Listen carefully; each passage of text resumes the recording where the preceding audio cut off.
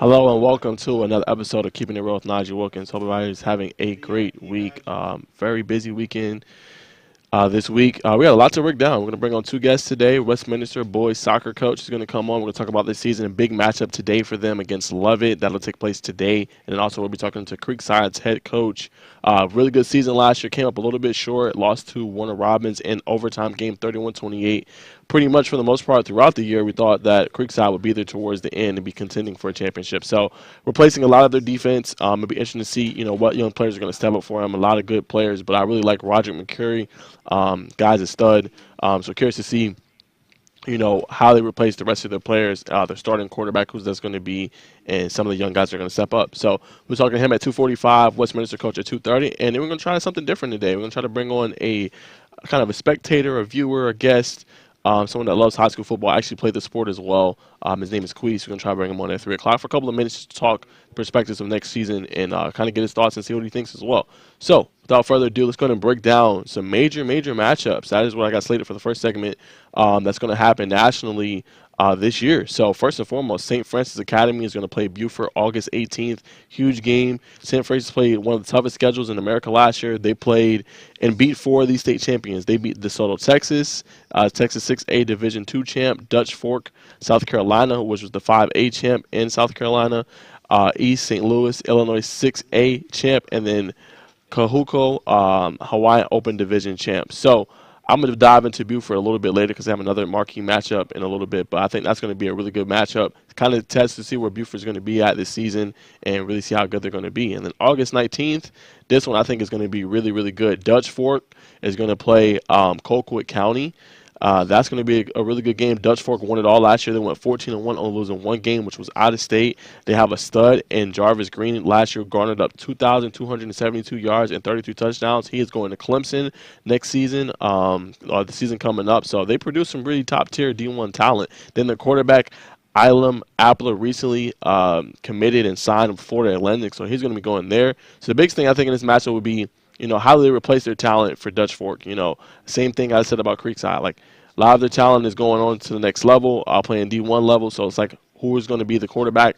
Losing quarterback, kind of that caliber, and losing your lead tailback, Isaiah Jones, as well as the leading receiver. It's a lot to replace. So how will the young guys step up for Dutch Fork? I think it's going to be interesting. Thing to see. And then for Colquitt County, had a really phenomenal season last year. They were 13-0 before losing to state champions runner-up Carrollton in the semifinals.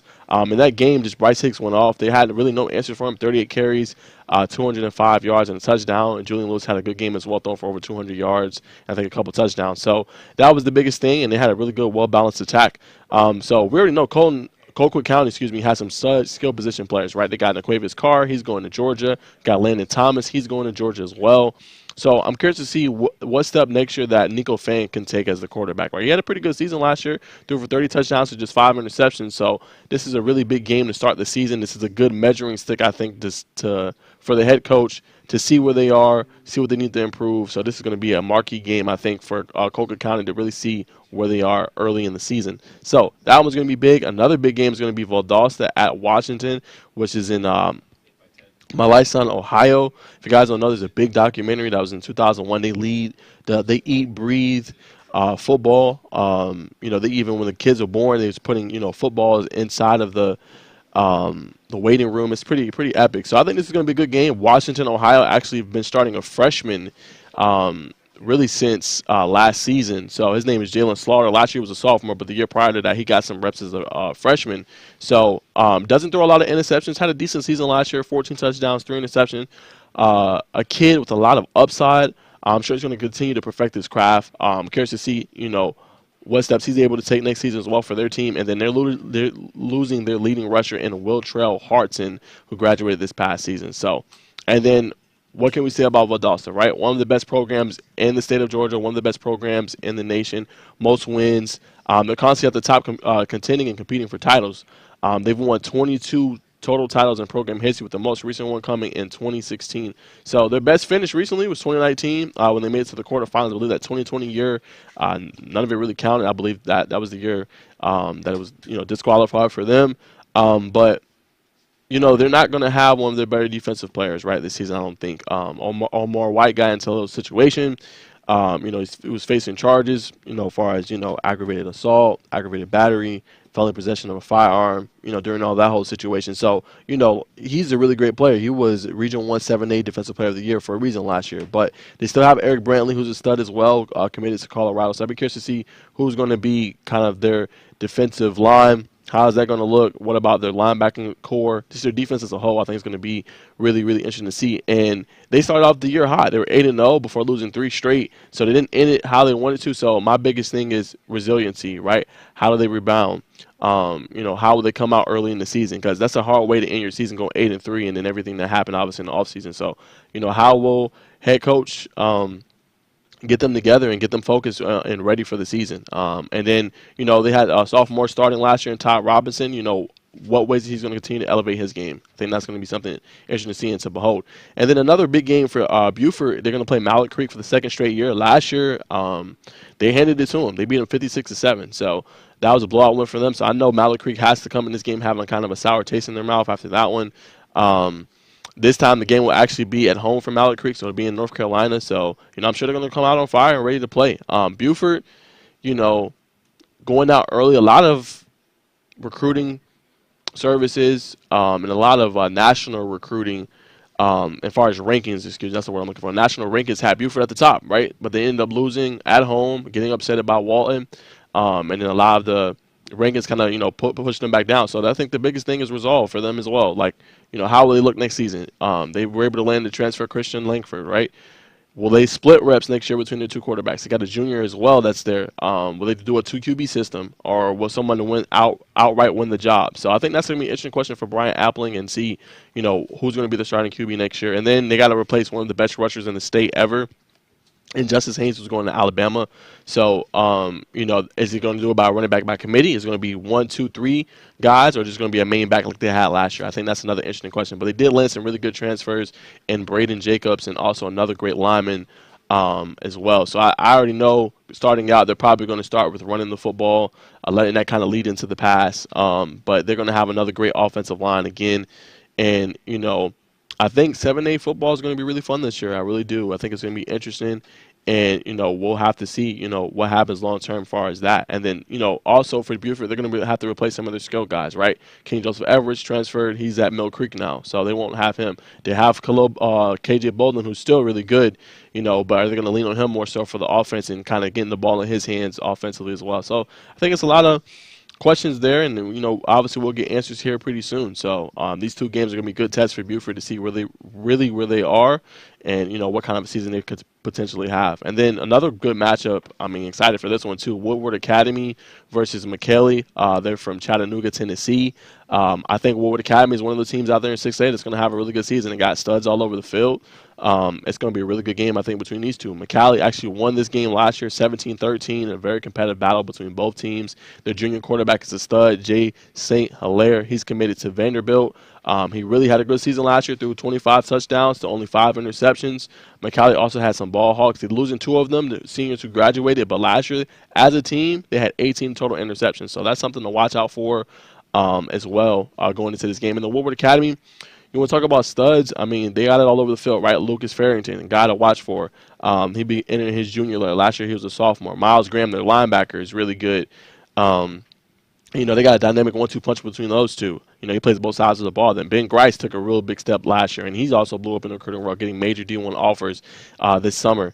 So I'm curious to see how their offense is going to look next season, and I believe they're probably going to have a little bit of a QB battle going into the offseason and obviously going into right before prior to the season. So it'll be interesting to see who's going to be the starting quarterback, or will they also split reps between the two? That's going to be their biggest thing. If they're going to make a deep run, it's going to be I think the quarterback, because they have talent, all over the field. Both sides of the ball, skill positions, offensive line, defensive line. So I think that's going to be the biggest thing, how good will they be. And I can't forget about the playmakers, Jerome Bettis Jr. and also Josiah Abdullah. Man, those guys are really good as well. So they got some studs, man. So that's going to be really interesting to see. That game, I believe, is also August 25th. So that's another marquee game. And then I'm going to bring on the coach for Creekside, because I really want to talk to him about this matchup. And I want to make sure, I got this from Max Preps. I want to make sure this is legit. But Creekside on September 1st playing Mater Day, that is a huge matchup. Mater Day is one of the top high school programs in the country, right? And I have a crazy stat I'm going to reveal it to you guys in actually just a second. I'm not going to reveal it yet, but I think that this matchup I'm most excited to see because you want to talk about evaluating your program and seeing how good it is. This is the way to do it. Mater Dei, again, as I said before, one of the best programs in the state. Last year they lost to eventual state champions St. John Bosco 24-22, and a really close game between those two. So they're going to be right back there next year. Listen to these top 2024 recruits for them. Brandon Baker, offensive tackle. Aylin Breeden, defensive lineman. Elijah Brown, quarterback. Xavier Brown, cornerback. DeAndre Carter, offensive line. And then Nate Frazier, running back. So, man, I mean, again, studs. So, as I said, kind of to start the show, Creekside, they lost a lot of the defensive pieces this upcoming season. But, man, I love their running back, Roger McCreary. 1,435 yards rushing, 17 touchdowns last season. Guy's a flat-out beast. Creekside is losing both of their leading tacklers from last season and their lead sack specialist as well, and a stud that did it all defensively in Daquan White as well. So, how they replace those pieces coming up this season, who's going to be the skill players that step up from them this year, and then, the quarterback situation, same thing. I think it'll be interesting to see. And what's so cool is before this game even starts, we'll get to see them in our Curricular Classic, which will kick off in August, kind of like week 0 week. So I'll be curious to see who's going to be the starter, how flowy their offense looks. And then before I reveal the stat actually about Mater Dei, last year they played in our Curricular, they played against Rome, but the offense couldn't really get it going. They only scored 6 points, right? I thought their defense did a marvelous job keeping them in the game. But I'm curious to see how the offense will look next year. So let's really quick roll the clip of the highlights from last season with them in Rome.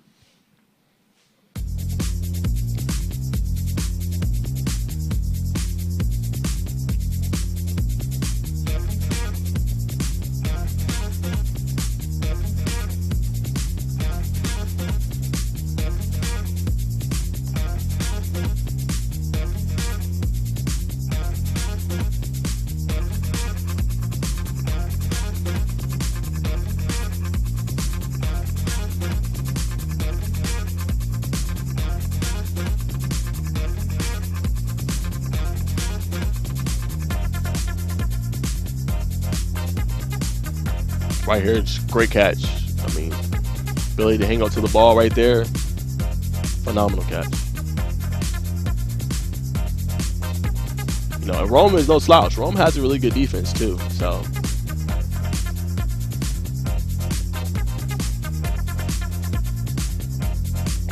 right here, nice throw. All right on the sideline, good grab, keep the chains moving. Right here, it's great defensive play. Not a great throw. Rome makes the play.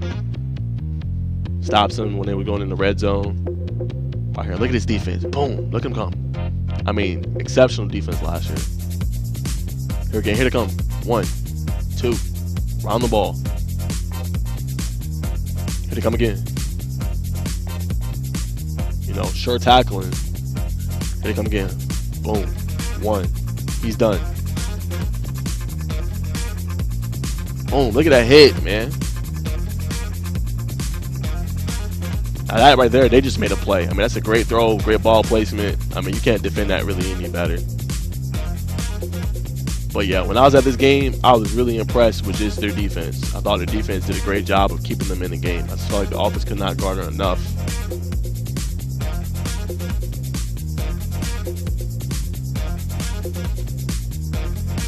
There you go. That's McCreary right there. Just making a nice breakaway run. Phenomenal season last year.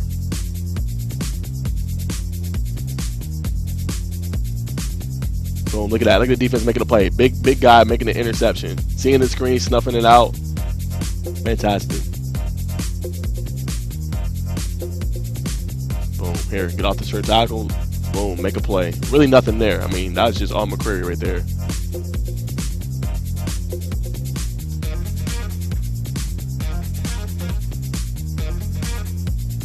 Look at all those guys swarming to the ball. I mean, incredible. Look at this. 1, 2. Like, it was just difficult to get anything going. Yeah. So, I just wanted to roll that and just say I'm just so curious to see how they're going to replace that going into the season. Because, like I said, in that game, you really could see how good and how attack-worthy their defense was, right? As soon as somebody got the ball, it's one, two, three guys going to the ball, swarming to the ball, right? Attention to detail. I thought they did a really good job. Again, they ended up losing by 10, but again, I thought throughout the game they were put in bad spots. They held up. It just, they could not get enough going offensively in that game. But again, they had a great season last year, 10-3. Made it all the way, I believe, to the semis, if I'm not mistaken, and lost to Warner Robins. So now to the crazy stat. So I want y'all to listen to this. It's about Mater Day. So dating back to 2016, 2017, Mater Day has a combined 4 losses. And guess who all those losses are to? St. John Bosco. They've lost 4 games in 7 years, and every loss has been to one team. They have not lost any other game out of state, in state, besides the St. John Bosco. That is insane, right?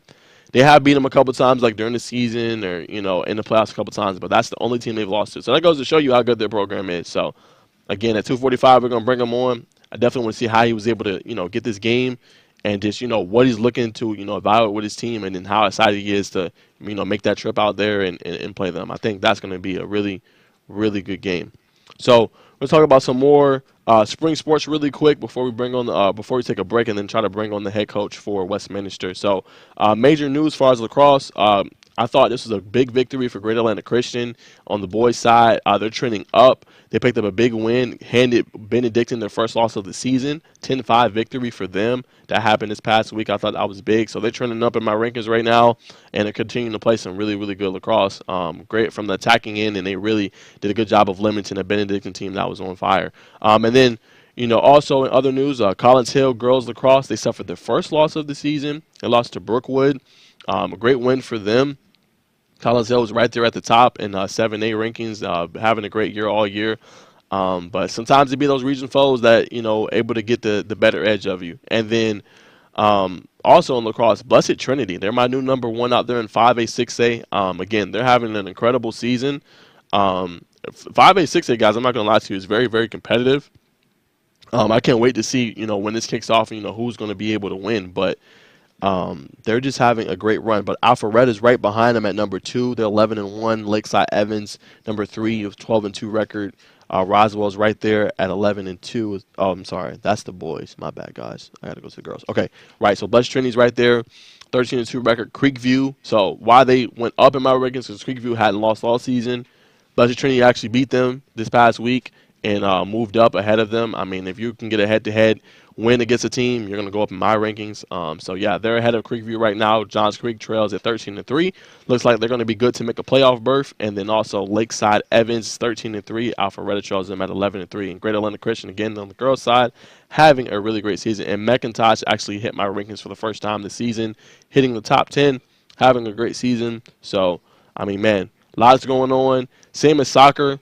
That's actually one of my headlines. Soccer playoffs are going to kick off, actually, next week. So lacrosse season is starting to kind of dwindle down a little bit. A couple more games left and to solidify region standings, and then we'll be at the playoffs. So no major games of the week this week because not a lot of games going on. Spring break, a lot of teams aren't really playing. So no major games of the week this week. But that's what's up as far as the headlines. And then I'm going to preview a couple soccer matches really quick, and then we'll take a quick break. So Lovett versus Westminster. Again, a big game, as I mentioned at the top of the show. Number 2 versus number 4. Both teams have won their region, essentially. They will have number 1 seeds going into the playoffs. Lovett, Nick Carano, he's been fabulous this season. 66 points total, 25 goals, and 16 assists this season. So he's having a phenomenal year. His attacking ability has been something special. So I'm curious to see in this game, how does Lovett respond after coming off a 1-0 defeat to Woodward Academy. It'd be interesting to see, how they come out, how they're able to play. And then Westminster has won 2 straight after a really tough out-of-state schedule. They get to suffer an in-state loss yet, and this is certainly a big matchup to watch out for out there in the soccer realm. So that is one today. And then if you have nothing to do, Saturday, Walton versus Riverwood. Walton is number 8 in 7A, and Riverwood is number 3 in 6A. So I think it's going to be a good tune-up game for both teams, right? This doesn't have any bearing on the region. This is a non-region game. Walton's actually going to play Milton in the first round. Walton, a few weeks ago, was close to locking up the region. Lost in a double overtime thriller to Osborne, 3-2. Since, they've won 2 straight. So I'm curious to see how they look in this game, how they continue to build, what momentum they can build going into the playoffs. Because as you know, playoffs, one and done. That's it. So And in Riverwood, as I looked at some of the rankings, they've stood atop all season long. They only have 2 losses this season. The goalie has been elite. Peep this stat. Riverwood has 9 clean sheets this season, so he's been doing a great job, and no team has scored more than 1 goal against them at all this year. So they're having a phenomenal year. Can't lie to you.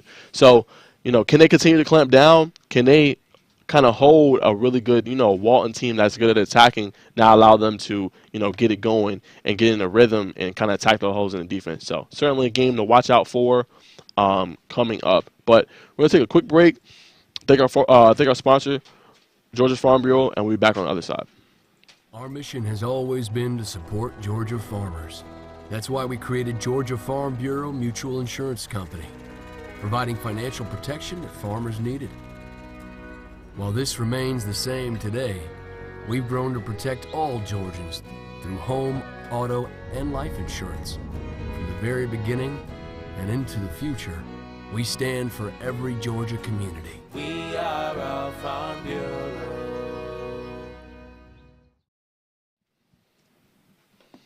All right, guys, so I just texted Westminster coach.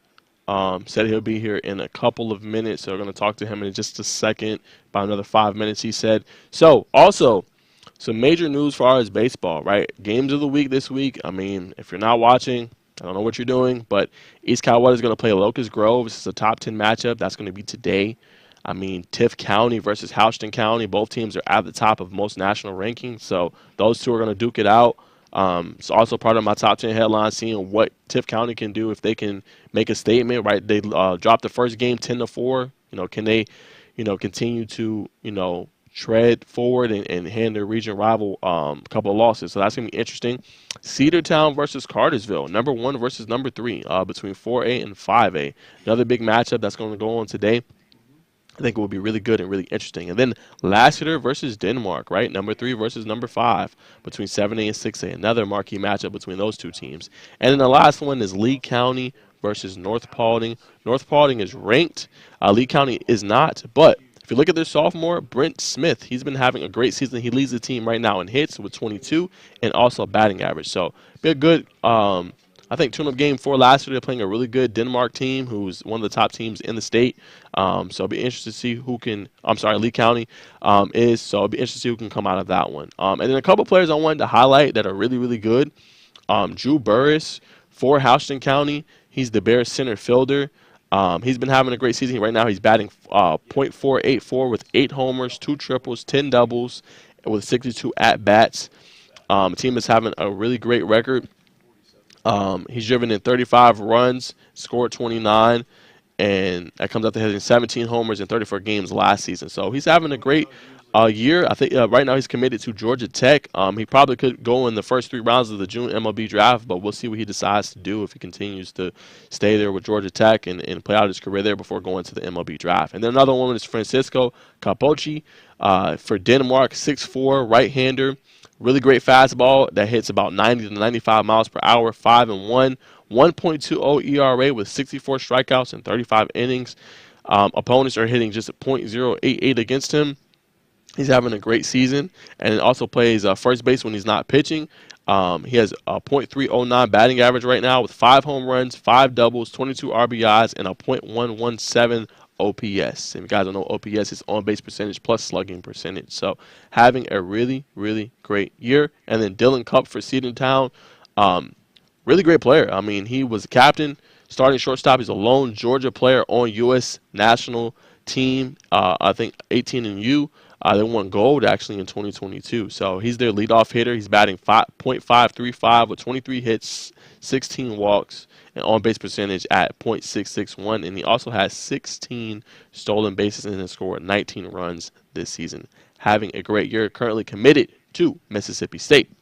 And then last but not least, you have Tate McKee, Mount Perrin Christian. McKee's a shortstop, right-handed pitcher. He's hitting a .457 average this year with 2 homers, 3 triples, 8 doubles, 25 RBIs, 22 runs scored, and 8 stolen bases. He pitched 18 innings and has a 1.13 ERA with 33 strikeouts in 18 innings. So, again, having another fantastic year, and he's right now also committed to Georgia Tech. So, look out for him. And, guys, give me just a second. I'm going to try to bring on Westminster coach right now. I'm going to resend him the link. See if we can bring him on right now. Good. Hey, Coach, how you doing? Hey man, how are you? I'm doing good. I appreciate you coming on the show today. I'm sorry about last week; it didn't work out. Please, man. I live that life. Don't worry about it. It's just Yes, like being at sir. home and the internet goes down. Exactly, Coach. So, um, man, I can't believe to say this, but the playoffs start next week, Coach. So, just how are you feeling as a whole about the team? I know you got a big game today, which we'll talk about in a second, but just how are you feeling about the team going into the postseason? Uh, Good, to be honest with you. I mean, I felt good all year. This team is probably one of the best teams I've ever had. And I'm not talking about soccer. I'm talking about the team culture and just how much they enjoy being with each other. So wins, are almost like secondary. It's just you get that bonding together, and then wins kind of come off of them caring about each other that much. So yeah, I'm having a great time. I don't want it to end. So like Yes, winning sir. gives me 3 more days with them. Exactly, Coach. And then, talk to me a little bit about your team. Who were some of your returning starters this year, and then who were some of those guys, kind of been your key players, and some youngsters that may have stepped up for you this year.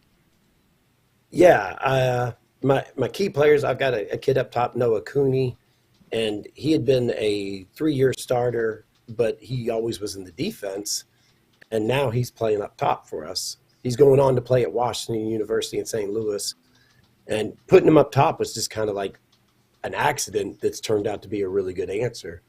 And he's unfortunately banged up for tonight. We're hoping he's going to be able to play. He's got bruised ribs, but we'll see on that. And then some of the others, I've got Lucas Searle, who came out this year. He told his club team there's certain clubs and they tell kids not to play high school, Mm, and he told his club he'd rather play high school and not play club, which was wow. just that is a win for high school sport because high school sport now is under assault by lots of people that say, "Hey, I'll make you pro if you do this." And Mm, so yeah, and soccer's not the only place anymore. Look at IMG; they got football there now. Where are all those kids coming from? They're coming from high schools that I would like to see them play for.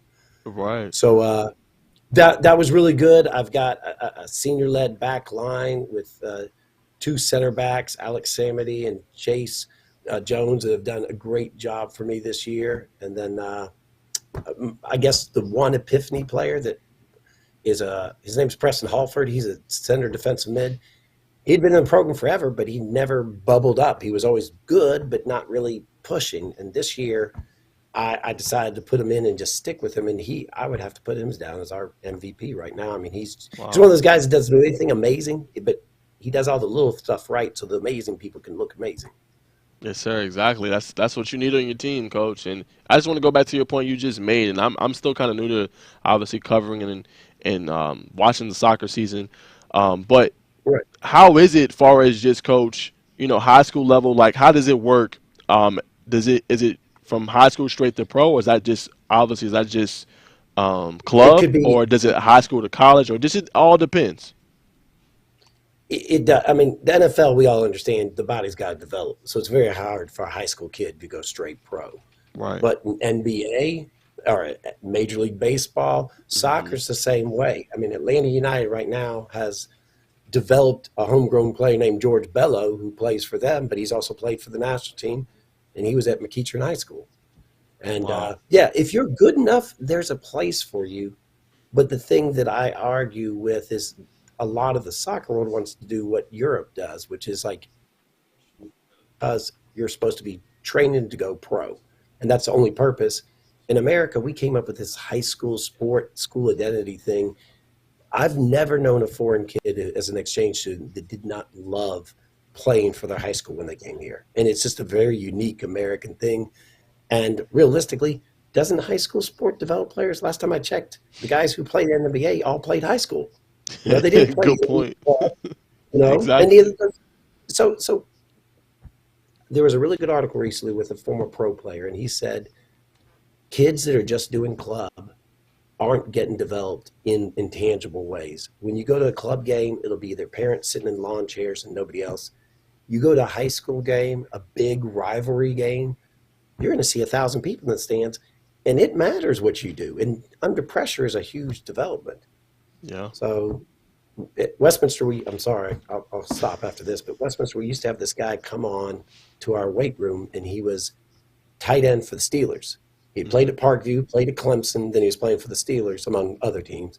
And I asked him, I said, what is the biggest game you've ever played in? He said, hands down, state semis. That was back when GHSA would let your state semis be hosted by a host school, and then in the championship you go in. He's like, we Hmm. played Brookwood in the state semis. That's the biggest game of my life. And this is a guy that Wow. played in the Super Bowl, but Parkview Brookwood was bigger. That's insane. Wow. I mean that Yeah, that's a testament to tell you right there just how big it is. I mean I agree with you. If especially if it's a rivalry game, it's unmatched. I feel like the environment, the kids that come out that support their team.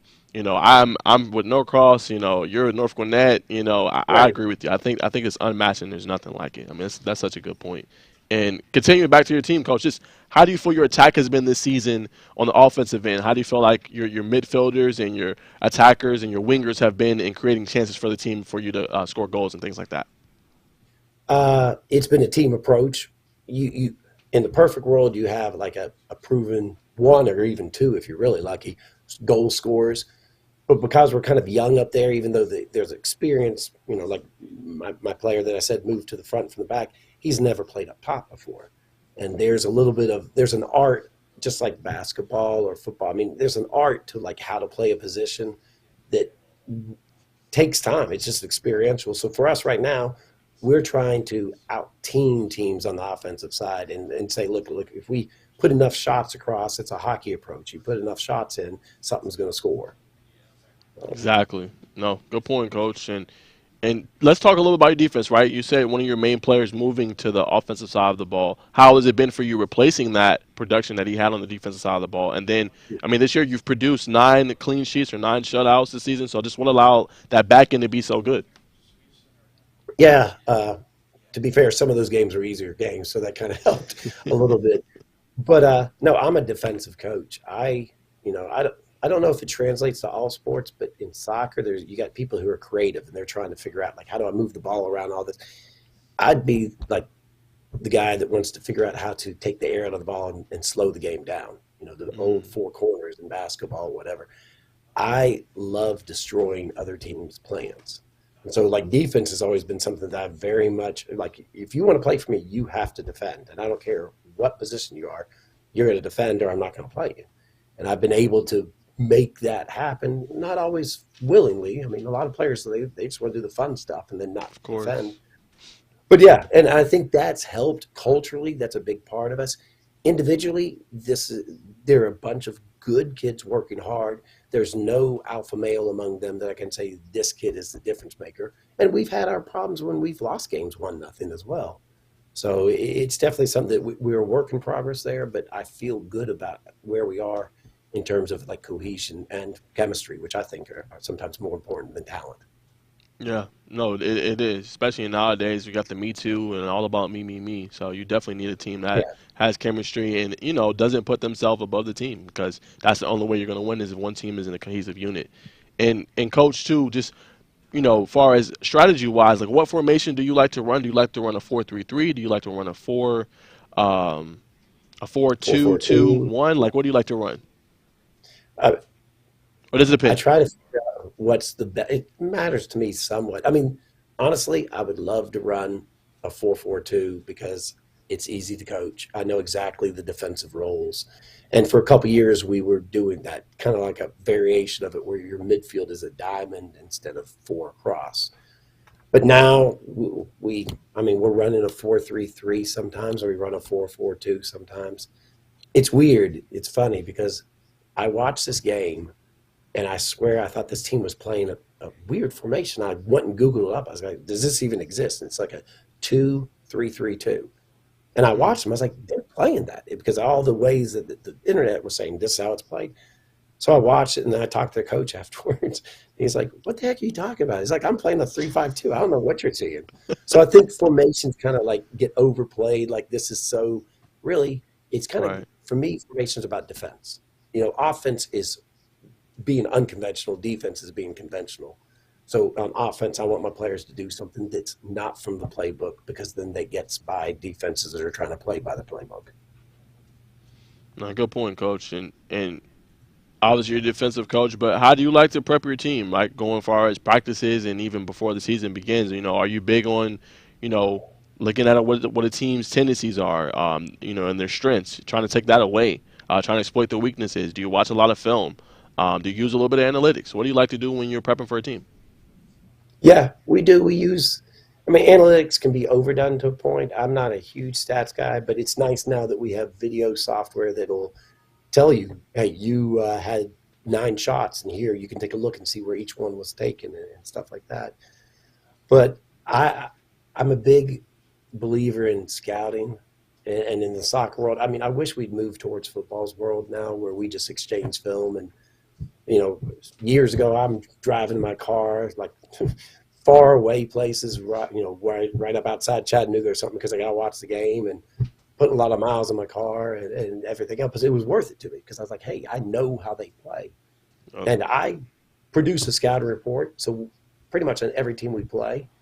And then we talk about their tendencies, but we don't always necessarily change ourselves. We just try to adjust to take away what they're going to try to do with it. But yeah, and I've gotten smarter as I've gotten older. My scouting reports are a lot smaller now.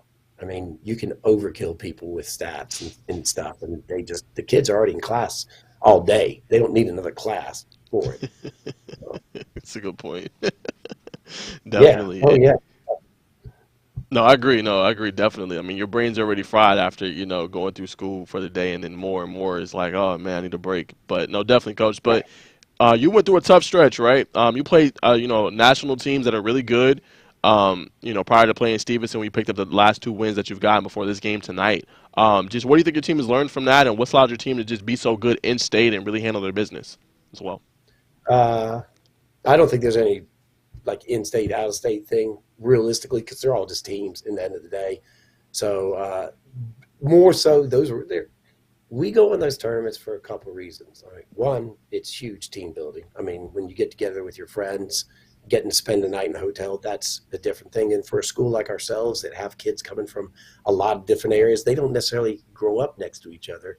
So they don't get to do all the stuff that we did. Like I was a public school guy, and I mean, your friends were there all year long. So there's that part of it. And then we try to play the best. I always ask to be put in the top division because you'd rather go and experience what that level's like than be in a lower division. You win your level of tournament and you haven't done anything. So the tournaments have been, I think they've been successful for us. I mean, we definitely enjoy them. And whether we've won or lost, we've learned about ourselves, and you change formations and things based on, hey, we actually aren't this strong here, so we're going to start doing it a different way. So yeah, Exactly.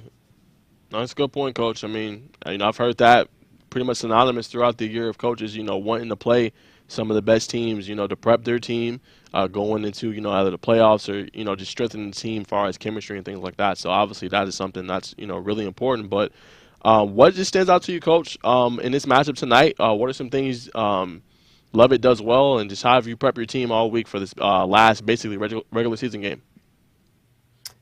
Lovett is a really good side. I've gotten to see them play. Obviously we pretty much match up every year, so we're aware of each other. They're a very good possessing team, and they pretty much play their style, and they're like, we're going to do this, and this is who we are. And they're very, I think, I'm jealous of them in a way because I would love to be able to play that style. I just don't think that it fits the talent that I have. And so for us tonight, we're going to do what we usually do. We're going to try to see if we can make some things a little bit different for them to make them have to adjust themselves. And then we are going to look at ourselves. And I mean, we definitely have a game plan going in without revealing too much. But it's kind of like what Mike Tyson said. Everybody's got a plan until they get punched in the mouth. No, good point. I definitely agree. I mean, I think it's one of the best soccer matches that definitely for today and definitely the season. You guys both are number one in your region. Definitely really good programs. So I think it's going to be a really good game between you two. And coach, just what are you hoping to see from your boys? I guess tonight and just in general, just trying to build that momentum prior to the playoffs. Right. We're trying to. The game is an important game. It's always been an important game. But on the flip side, we're both going into playoffs, and we're emphasizing, look, we want to stay healthy. certainly don't want to get into any sort of trouble with the referees because that could impact you on down the line.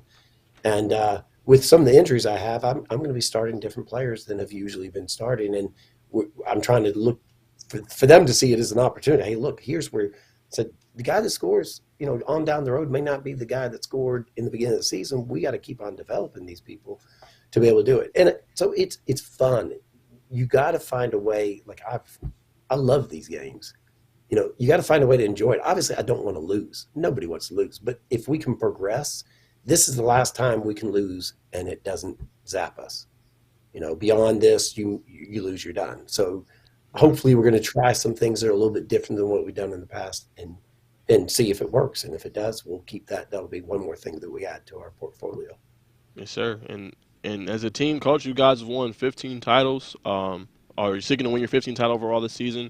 Just and I think it's the first one since 2019. But just what has allowed this Westminster program to be so good, year in year out, and just competing and contending with some of the top teams in the state.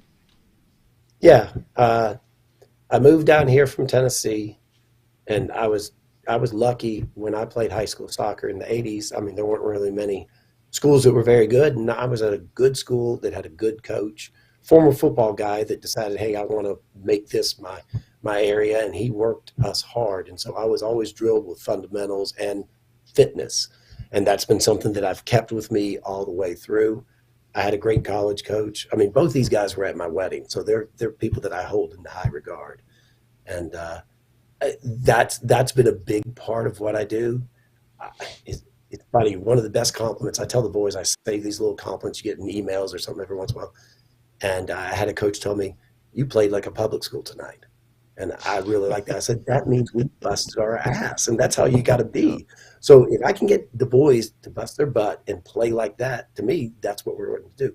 It's real easy to hate us. We're the rich elite school, and I mean, and I know because when I was a kid, those are the schools that we tried to beat. I mean, that feeling.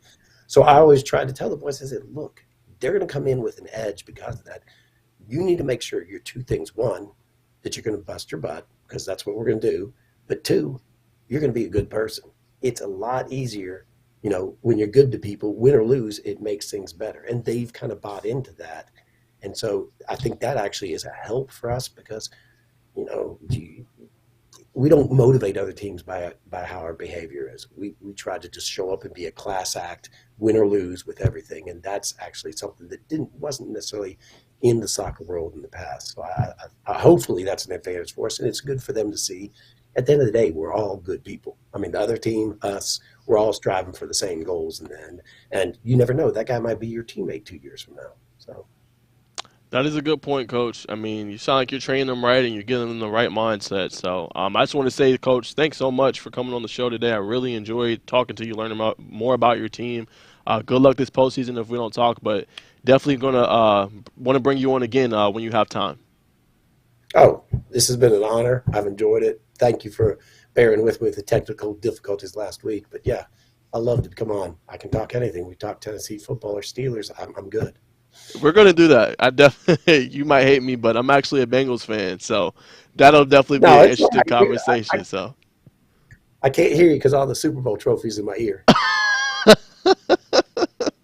I knew that was going to come up. But yes, I definitely want to talk to you about the Tennessee program and obviously landing that big recruit from Calvary Day, Jake Merklinger, and just what you think about the team overall next year. So I'm definitely bringing you on again, Coach. Thanks so much, and good luck tonight.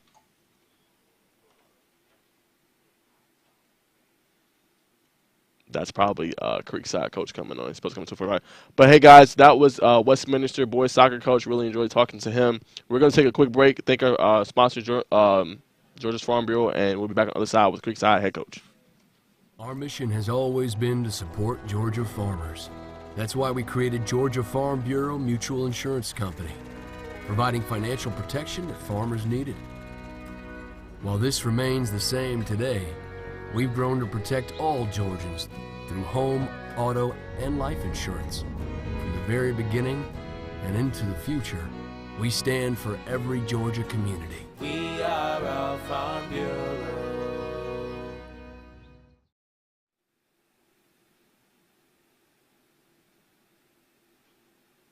All right, guys, give me 1 second. I'm trying to bring on our second guest and the first guest. See if we can bring on um, the next coach. But yeah, I enjoy talking to him. I mean, he's training the guys right. I mean, they have a really good program.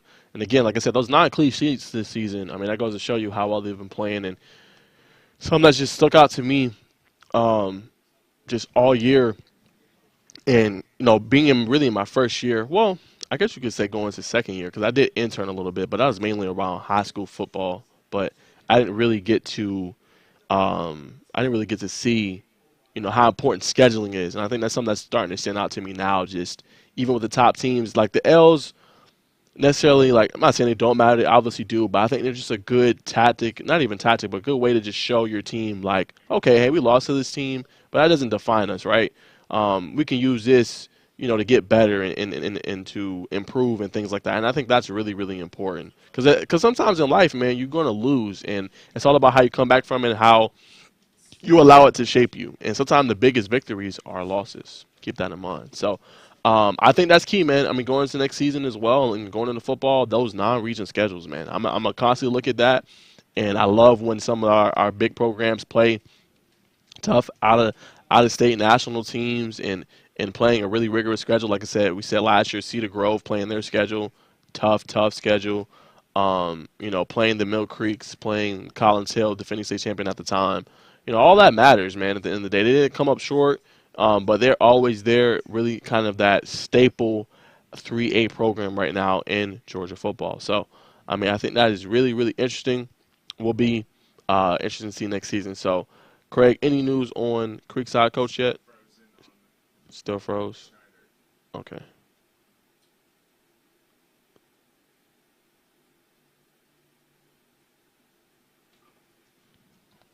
All right. So, let me see. I'm gonna text him really quick, see if he's good.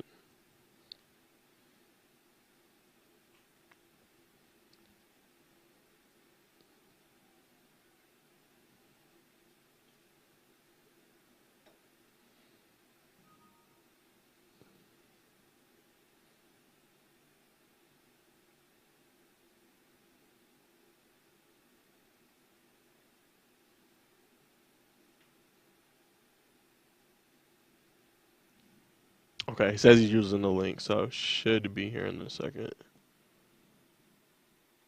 Try to bring him on.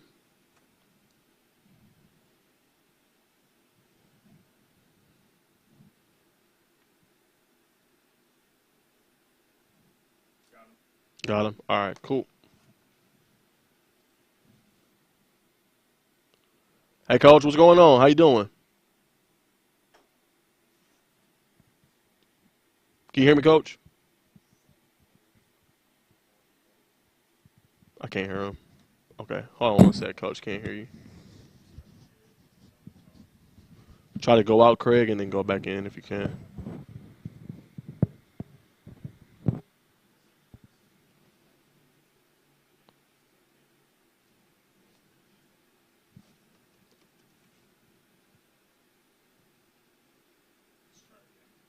Okay. Hey, coach, can you hear me? Yeah, I can't hear you, coach. Okay. Um, see if you can out and log back in. All right, bear with me, audience. I apologize. Trying to bring him up, can't hear him. Huh? Okay.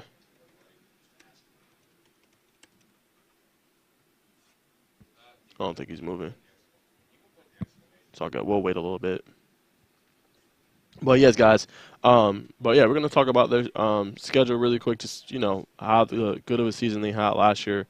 Only 3 losses. A really good program. They went 7-0 in the region. He's on.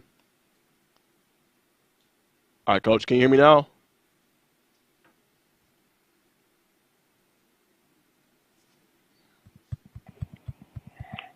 Yeah, I still can't hear you. Can you hear me, coach? I can hear you. Can't hear you. Can't hear me.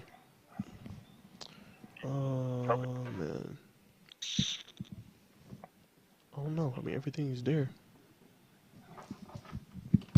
Do you hear anything, Craig? Hello? Yeah, can you hear me, Coach? Yeah, I hear you. Okay, perfect. Sorry about that. Yeah, Technical difficulty. But Coach, thank you no for coming on the worries. show today. Really want to talk to you. You guys had a great season last year. Just wanted to ask, how the spring schedule looking for you, Coach? And what are you kind of most excited about going into the offseason program? Well, for us, our off-season program began around January. So our kids been waking up in the morning and getting it in, and then in the afternoon they get to participate in other extracurricular activities. So for us, it's just about the work. We got a can't stop, won't stop mentality. We got one goal that we're really trying to get, and that's the winter state championship. So I've enjoyed watching our juniors and our sophomores take those steps physically and mentally toward trying to lead our team to try to win a state championship. I'm glad you brought that up, Coach. I actually wanted to ask you about that. Your juniors and your sophomores, right? So last year you had an exceptional defense, right? I played the clip earlier in the show. I mean, they just would attack the football, right? Be 2-3 guys swarming towards the ball. The defensive line was really good last year. So just, you know, how do you plan to replace that with the juniors and sophomores that are going to be taking up, some of those seniors that you lose? You're losing your leading tacklers, you're losing your sack specialists. Just how do you expect them to I be think able to? I think we did a really good job last year of rotating a lot of kids. Mhm. On defense on Fridays, we were able to play about 25 kids, so we have a lot of guys who've been in that situation. As far as having to take those steps mentally and physically to try to be successful. So I'm excited. I think we got some guys like Makai Burrow and Roger McQuarrie. They're gonna step into those leadership roles and carry our team to where it got to get to. Certainly. And then Coach last year, came up a little bit short. Faced Warner Robins there in overtime. You faced them in back-to-back postseasons. Just, what makes them kind of a hard team to beat, and what do you remember from that game? They really a team that don't beat themselves. They're well coached and they got a tradition where they know they're a winning football team, so they learn how to get it done in the end. For us, we just didn't do a good job of closing that door when we had the opportunity to, and that's kind of been the battle cry all year. Don't let nobody kind of stay in the game with you when you feel like you're better than them. Step on an ant, step up, blow an ant up with TNT. Try to get the game over with as fast as possible. Yes, sir. And then you just mentioned them, dangerous runner Roger McQuarrie last year, 17 touchdowns, 1,495 yards. What are you most excited to see from him this season? What has he been doing in the weight room and training-wise to get, prepared for the season? Well, last year I don't think he understood. When I used to tell him that we're going to depend on you to win football games, you're going to have to be out there 120 snaps a game, and they're going to be looking at you for leadership, especially in the fourth quarter. So this year I've seen Roger, really prepare himself mentally and physically, pushing himself by working out hard, extremely hard in the morning, and then going out there and taking the track very, very seriously. I'm excited to see what kind of season he has, but he understands that it's a team effort. Guys like Travis Terrell, development of our quarterback Vincent Berry, guys on the perimeter stepping up like Shane Kelly and Dylan Bickerson are going to make us really, really good on offense. On defense, guys like Ricky McQuarrie, a young kid like a Jalen Williams or a Tyreek Cozy. These guys are going to come in and help us out. So, while he understands he's going to have to shoulder the load, as a team, they understand they got to do their job to pick up the slack where he can. Yes, sir. And speaking of spring really quick, Coach, obviously right now track is going on, but when does the spring schedule for you look like? And then, are you having a spring game this year? And if you are, who are you going to play? Okay, yeah, we kind of get this issue every year where we have track guys who qualify for state, so we're kind of used to it. But we'll start mini camp the last week of April, and the whole entire month of May. We'll have spring practice on selected days. Our spring scrimmage is May 19th against Langston Hughes at Langston Hughes. So, we're excited to participate in the Battle of Fairburn again. Yes, sir. And then I read an article, Coach, on Max Preps. I seen that you guys are playing, correct me if I'm wrong, if this is misinformation, but seeing you guys are playing Mater Day, September 1st. First off, he just went out. Can you hear me, Coach? Mm-hmm. I'm sorry, I went out. But yes, I seen that you guys are playing Mater Day. They're one of the best high school football programs in the country. First off, is that true? Oh, yes, it is. And then my question to you, Coach, how'd you get them as a matchup to play? And, how excited are you to go against one of those, top tier programs in the country? I mean, honestly, I feel like Creekside is one of the best programs in the country also. But we were having issues trying to find games in state to play. And that's kind of been an issue over the last couple of years since we've gotten kind of good. So, you know, if anybody knows Creekside, they know we really don't care who we play. Just an opportunity to get our kids out there on the biggest stage possible. They reached out to us, Wow. and we kind of jumped at the idea to go out there and play because, you just don't see a lot of Georgia teams, number one, going to California, and then a lot of teams with our makeup going out there and play on that stage. I'm excited for it. The kids are excited for it. That there's more bullets Wow. and more material to make sure those guys come in every day and work hard.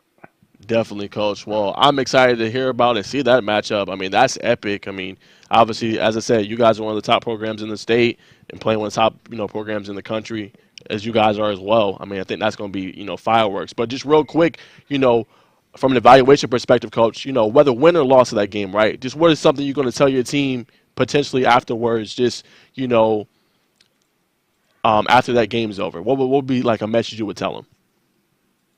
I mean, to be honest with you, to be the best, you got to beat the best, right? Right. They're one of the top two teams in the country. So you want to go out there and see how you fare against them.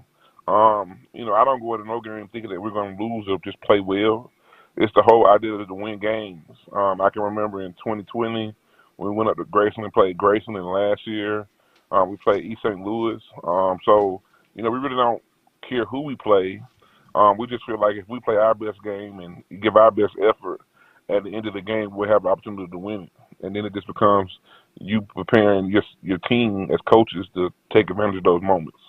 Yes, sir. And one more question on the scheduling, Coach. Is there any more, notable opponents on the schedule this year, whether in-state, out-of-state, that you're going to play this season?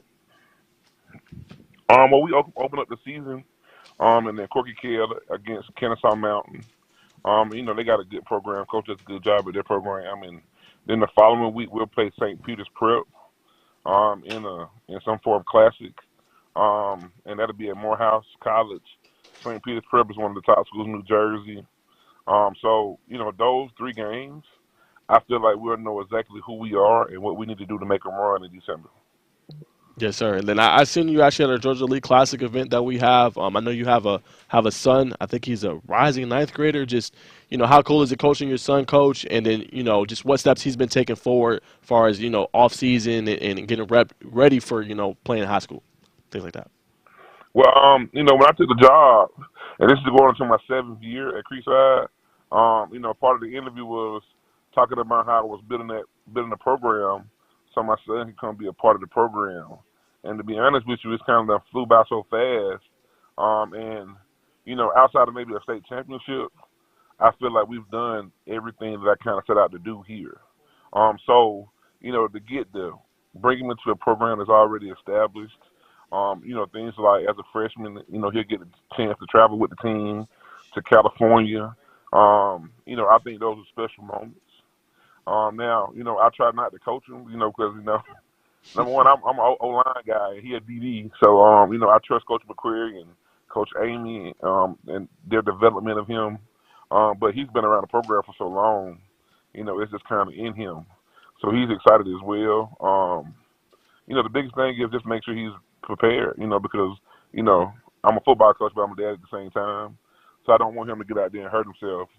So I guess I push him, extremely hard. He's a coach's son. So, I think every coach's son or dad is a coach of their own kid, kind of see it that way. They just want to make sure that he's prepared and he's the best possible player to be on the field at that time.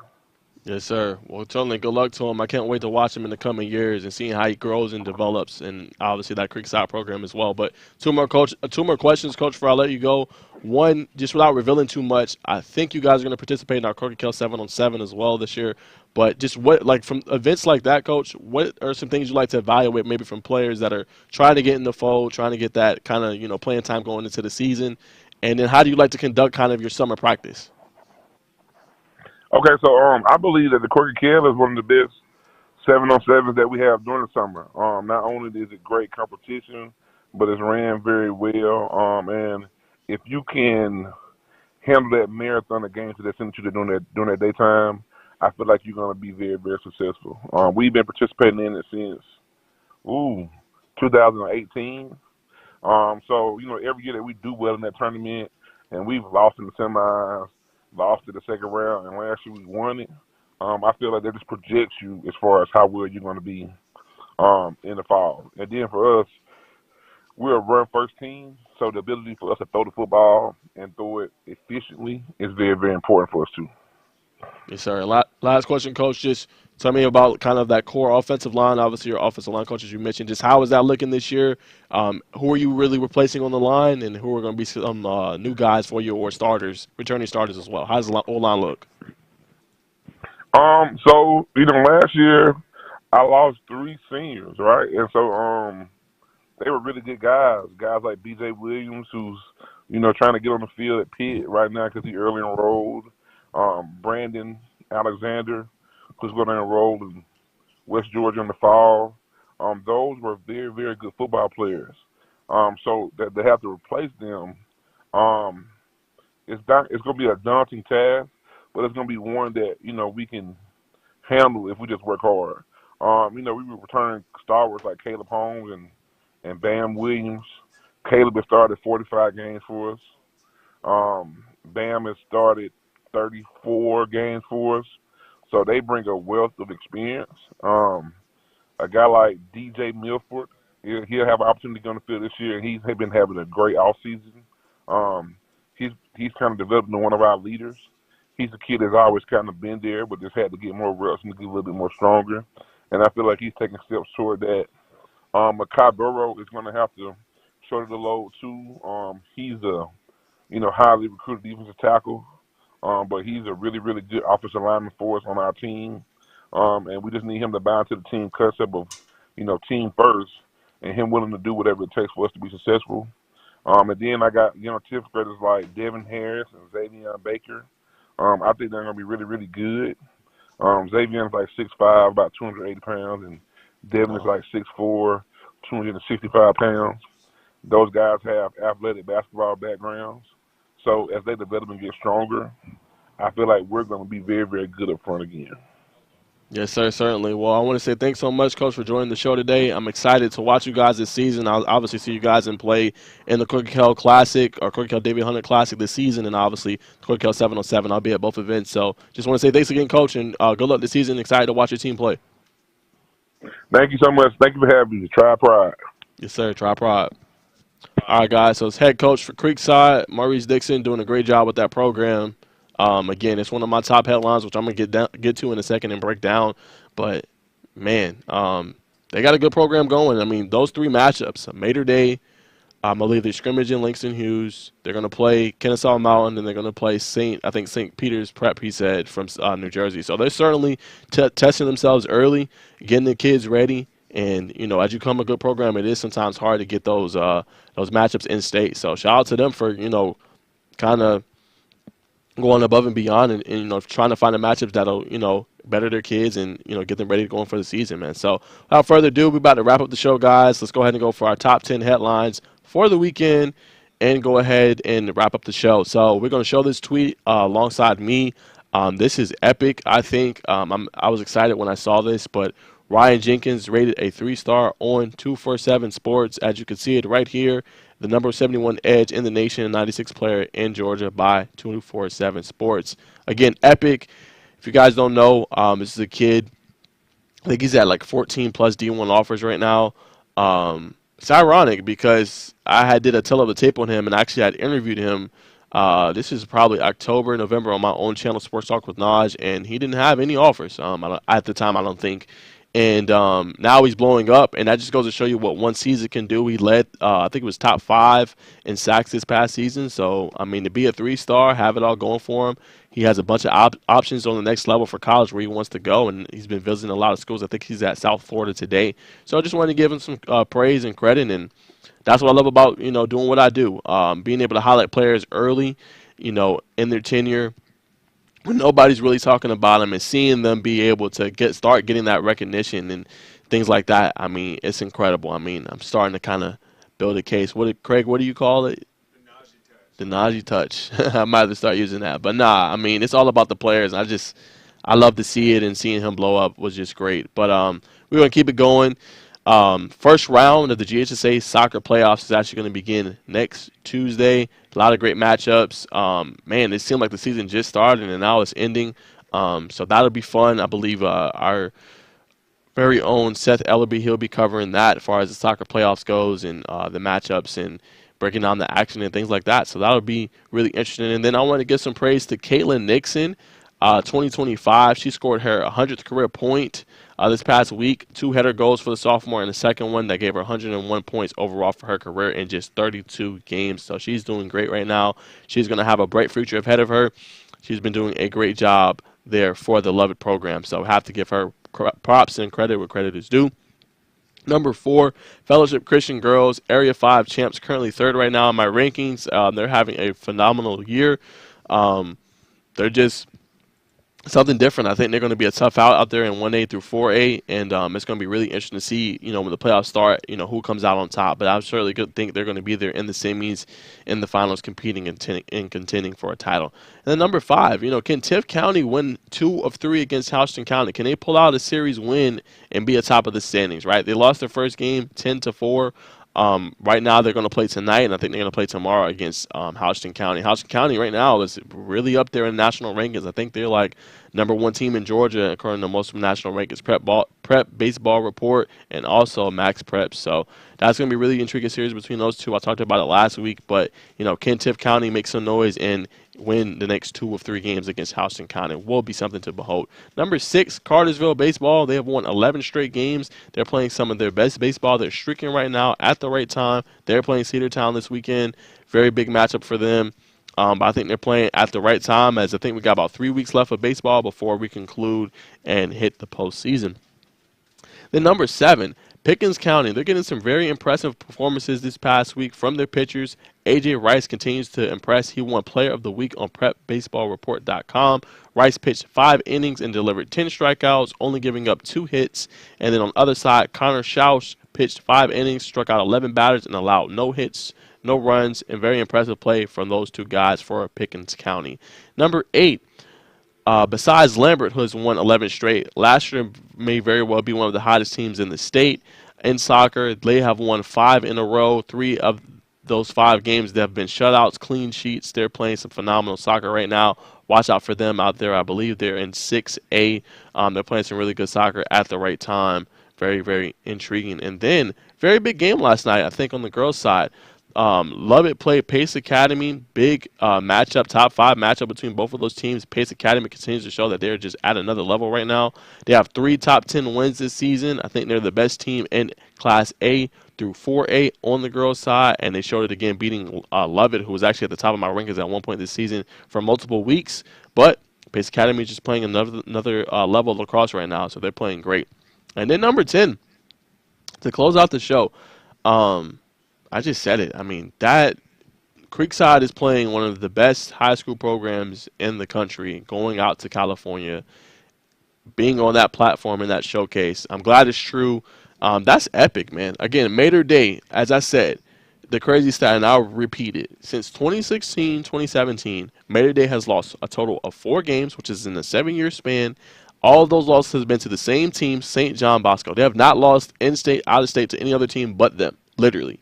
And that's just going to be great for their teams to see where they're at. I hope it's a competitive game. I hope, both teams go at each other. But, I mean, that's great to see the Georgia high school teams being on a platform like that, playing some of the top teams in the country. And hopefully we can see more of it because, as we all know, Georgia football is on another level. It really is. And, I mean, that is what you live for, those kind of matchups. So hopefully it'll be broadcast. Hopefully we can watch some action for it. But that's going to be an epic game between those 2 teams, and it doesn't get much better than that, playing one of the top programs in the country. So hopefully we will see more games like this in the future. I think Brookwood last year played Bishop Gorman. That they're usually a top program. Hopefully we'll continue to see things like that. Those kids getting that exposure, seeing a new experience, going to going to a hotel, things like that, team bonding. I think that's epic. So hopefully we'll see more of it. As you all know, Georgia high school football is big, is epic, one of the best in the country. So definitely excited for that matchup. But that's all I got for today, guys. Hope you guys enjoyed the show. That's my top 10 headlines for the weekend. Hope you guys enjoy. Watch some Masters coverage. That's going to be epic and very interesting. It looks like Craig got a game for me. Lincoln County versus Lincoln County and North Forsyth. Okay, you bringing on Robert Kraft? That'll be a good one. Yeah, to see what they're going to do next year. And who do they play in the Court Kell this year? You know?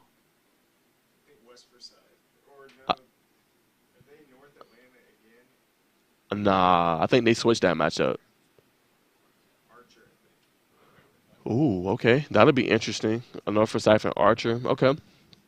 I think that'll be a good one. But yeah, Craig has a really good show tomorrow. Excuse me. Lincoln County and North Forsyth is going to bring on his two guests tomorrow. So y'all stay tuned for that. If you're not doing nothing this weekend, there's going to be a couple things going on. I might even try to go.